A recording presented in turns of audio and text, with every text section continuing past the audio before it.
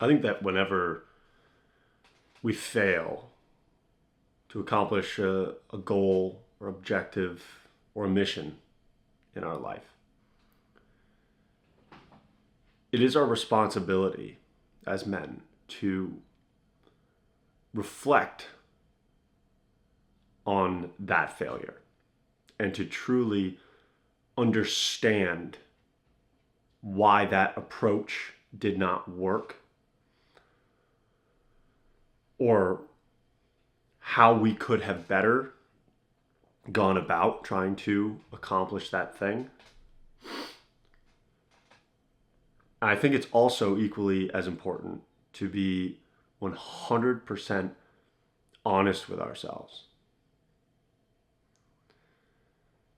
as to whether we failed to accomplish that mission because perhaps we decided that it was best to go a different route, that we learned from a few initial failures and we adjusted our course of action and we went in another direction.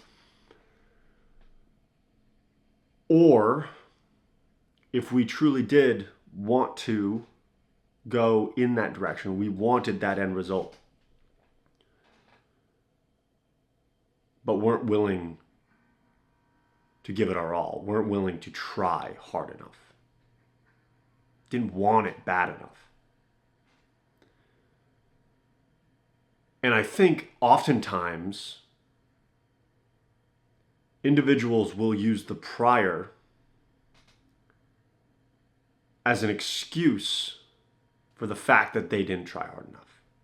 They will just simply use some kind of a cop-out as to why they didn't achieve a certain thing in their life. Like, oh, I kind of just decided that wasn't for me. Or I decided to go this other direction. Like, that business model, it just, I don't know. It's not as enticing as I thought it was. And so I've kind of decided to pivot and go in this direction. And sometimes, in some cases, that is the reality.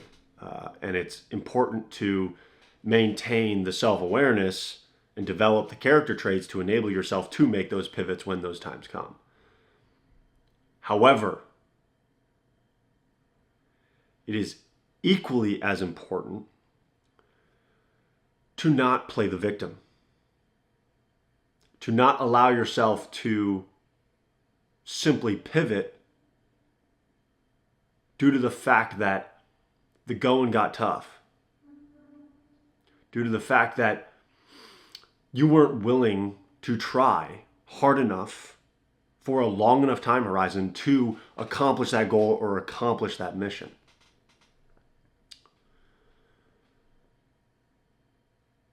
I think back very frequently on some of the things that I have managed to accomplish over the course of my 27 years of life. And some of, honestly, the more interesting pursuits that I took on, in particular in my business career. I grew up in a rural town and started a digital marketing agency, an online business model, at the age of 20 years old while still attending college, and ran that business for the first 2 years out of my parents' basement, where we lived on a dirt road and didn't have high-speed internet for the entire first year to a year and a half. And so half the time I spent my time because I wanted that shit. I wanted to be a business owner. I wanted to create a digital marketing agency. I had conviction about the fact that it would work. I had conviction about where the marketplace was heading, where demand was heading, and that it was going to be a sought after skill set in the next 5 years. I knew where it was headed. I knew the trajectory, and I wanted to be there. I wanted to be a part of it. I wanted it bad enough to the point where I would, when our, low, whatever we had like one of those Wi-Fi hotspots at the house, temporarily speaking. That was the only option to get semi-high-speed internet. And it would run out after, I don't know, 15 gigabytes of data usage. So it would consistently just run out on me or not be fast enough. I cannot count the number of times that I would have to go over the course of a month to a town 7 minutes away from my house and park in this, basically it was like this community house. It was like a social center, it was called. And I would park in the parking lot because I knew that I could access their Wi-Fi from the parking lot, and I would work out of my car. I would be doing sales outreach to like cold DMs to companies across the United States.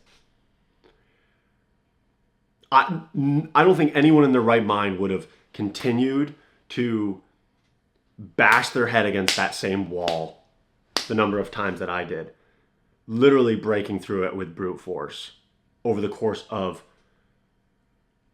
not even months, but years of just consistently getting negative feedback until finally I broke through.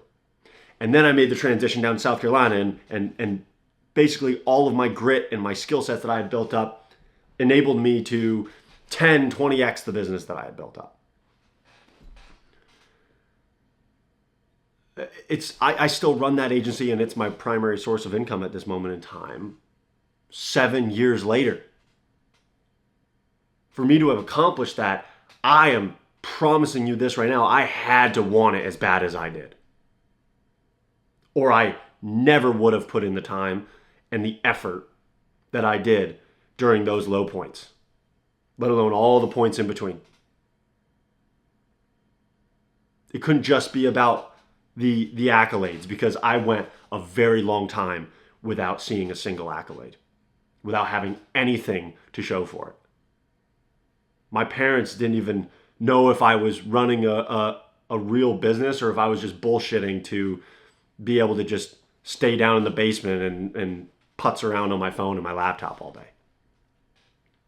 And I have a lot of empathy for that, just simply to the fact that my parents didn't even really understand what I did. Like a digital marketing agency, you're telling me you just help people market stuff online? My parents didn't even use social media. It's just, it is what it is.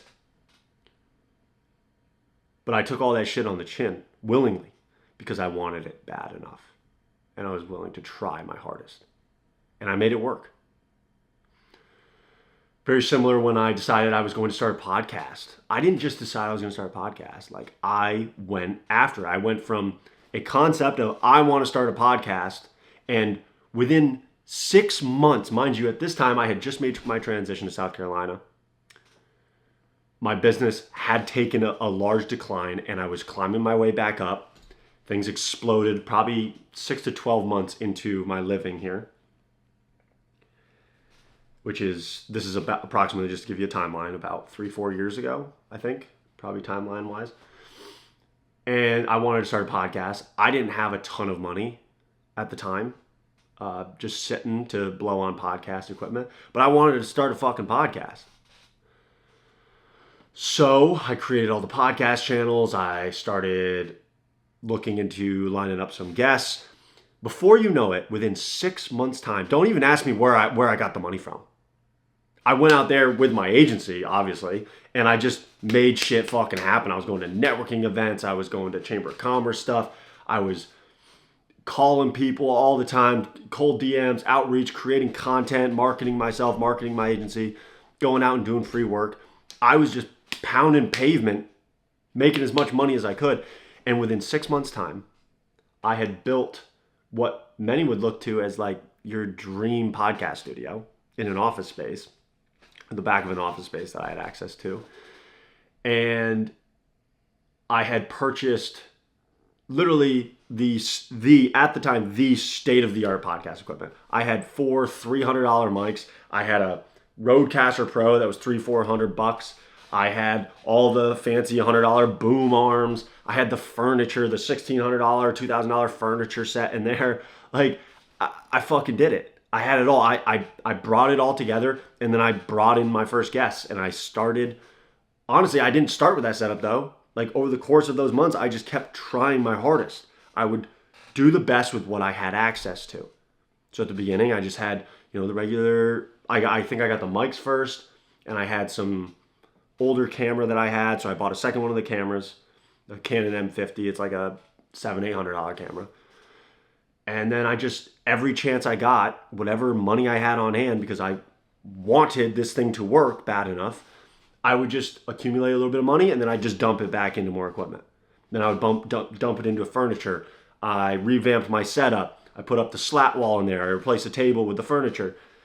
It was all just a learning experience. It was an ongoing learning experience. And there's countless other examples of times in my life where I decided that I was going to pursue something, or that there was a mission or a goal that I wanted to achieve or accomplish. But it's not in the process that I necessarily decided whether I wanted it or not. I make that decision at the front end before deciding to pursue something.